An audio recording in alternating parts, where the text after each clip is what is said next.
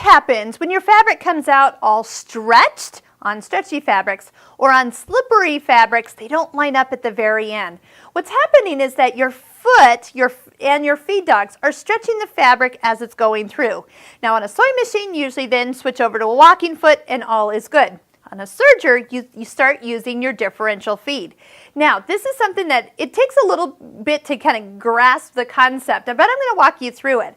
Now, I really don't use this a lot. I do find myself using it maybe 5–10% of the time, but it all depends on what fabrics I'm working with. If you work with a lot of stretchy, loosely woven fabrics, yes, differential feed's probably going to be your friend.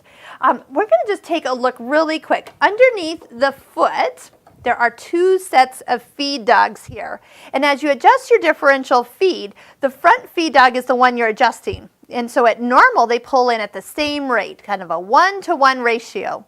But as we adjust the differential feed over here, second knob down, to, for example, a higher number, it goes from normal 1.5 and then all the way up to 2. Now the front feed dog pulls twice as much fabric or distance as the back one. And what that will do is help ease this fabric in so it's not being pulled or stretched. Because that foot is so long, there's a lot of pressure on that fabric before it even becomes a stitch. And that's where the fabric gets stretched. So if I go ahead and turn it to 2 and then go ahead and sew this same thing. And yes, I did need to sew on the bias to really get us to be able to.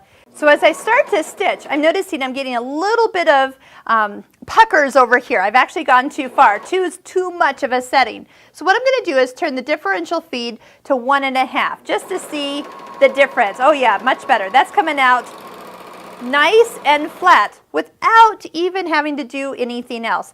And see, instead of the wave, our fabric is perfect.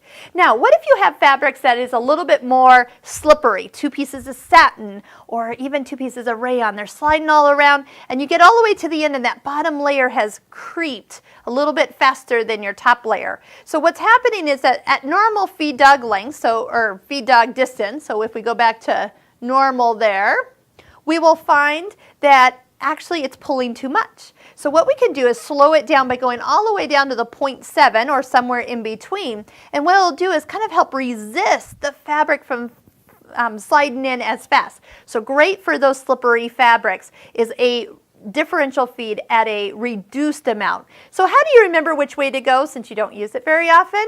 Well, one will make it better and one will make it worse. So just try it out. That's what the extra fabric's for when you buy for testing your serger, and you can figure out which one is going to be best for the fabric. But traditionally, if it's wavy, it's going to be to the higher number, and if it is being gathered or it's feeding too fast underneath and kind of they're not coming out at the end, then that's going to be the reverse and a less than 1 setting. Just remember, put it back to normal when you're done.